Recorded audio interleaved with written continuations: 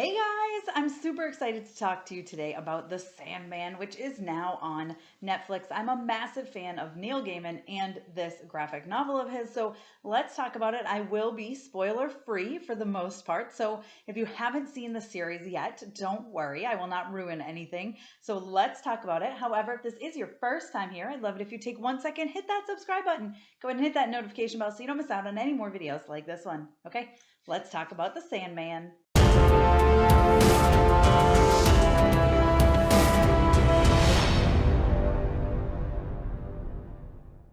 So let's start right off by asking, do you have to have read the graphic novel to understand the series? Absolutely not. Will it help you because this is such an immersive world, realms, lore, so many characters? Yes, it will definitely help you understand who some people are, but at the same time, it will take away from some of the twists and turns and shocks as they occur in the series because you will know that they are coming. Now, I've read the graphic novels myself, but I was still a really big fan of this series. I think it did a great job of giving justice. Let's say they brought justice to Neil Gaiman's graphic novels. Now, this has been toyed with bringing this to live action for quite some time now, and it never really came together. So I'm very thankful that Netflix has brought us this because it really does, like I said, it brings a justice. It's visually stunning and absolutely gorgeous, much like the graphic novels are. And the story, it does a really great job of giving you that story as well. Now, for those who haven't read the graphic novel, read the comics, you might be a little bit surprised at how quickly things seem to wrap up and how quickly things develop in the first episode. Now, the first episode is an hour long, just about. I think it's like 54 minutes. And then the second one is the shortest one of the season at like 37 minutes, I want to say. So there is kind of a back and forth with the episodes. Some of them are up to an hour long. I think 54 is the longest. But there are other ones like that. And then again, they're usually hanging around 40, 45 minutes. But this does a great job does a great job of keeping the pacing up. Okay. So like, yeah, something happens, it's resolved. Let's move on to the next thing. Also, about halfway through the series, things turn. You feel like, oh, they just wrapped up the conflicts more or less, and we could move on to a second season and continue the other conflicts that have stuck around.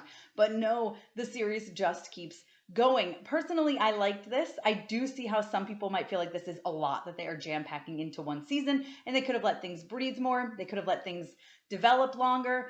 But really, it kind of feels like the comics and the graphic novel at how quick paced and how fast it moves along. So I personally appreciated that. But again, I can see how some viewers might be taken aback and feel like it's just too stuffed full and too convoluted and too much to pack into the season. This season is dense and it is heavy and it is a lot, but it's also visually stunning. The score is incredible. There's so much going on. It's completely captivating. It's an edge of your seat type show, and the actors are incredible. The score is incredible. I mean, there's so much going on, and it's just very much appreciated what they took from the comics and brought to life.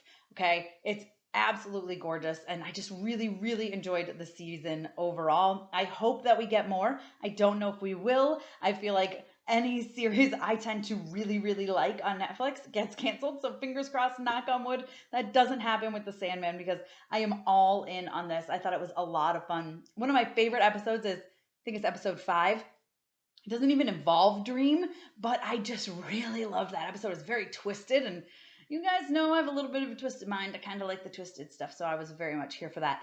I'm going to stop rambling, but I'm just going to tell you guys for real, The Sandman was so good. I love the story. I love how it just keeps going. I love how we get so many different elements, and I feel like it can really, really deliver in a second season if we get it. But if you haven't read the graphic novels, after checking this out and you're intrigued in the story and the plot, and you just want to know more about these characters, check them out because there's a lot there. And trust me, there's a lot. There's spin-offs. I mean, there's so much.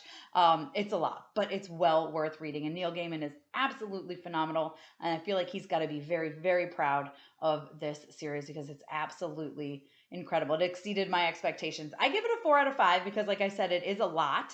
There's a lot going on and it does move very, very quickly. There's some things they could have spent their time on a little bit more, but overall, man, it's just a really fun journey. It's gorgeous. The fantasy of it all, the dark fantasy and the mystical, magical realms that we see, and the visuals and the score, and there's some crazy action too. And again, episode 5, man, episode 5 was my favorite. it absolutely blew my mind. I loved it. If you guys have already seen The Sandman, let me know what your favorite episode was down below in the comments. Let me know what you thought. Be sure to give me that thumbs up. Don't forget to subscribe and hit that notification bell so you don't miss out on more videos like this one. Soon I should be in my new house in California. Right now I'm at my in-laws house. Listen, we're moving all along. Like you guys saw, I had my regular set. It was an empty house, and now I'm at my in-laws. Soon I'll be in temporary housing in California, and then I will be in what is hopefully my long-term for a while housing out in California. Thank you guys so much for taking the time to watch this. Don't forget, you can follow me over on Instagram, Twitter, and TikTok. I'll see you next time. Thank you so much to all of my monetary supporters, my members here on YouTube, as well as my patrons. If you haven't joined yet, please consider doing so. We have some really awesome perks, including a monthly Zoom meeting where we get to talk face to face. Thank you again to everyone who supports me.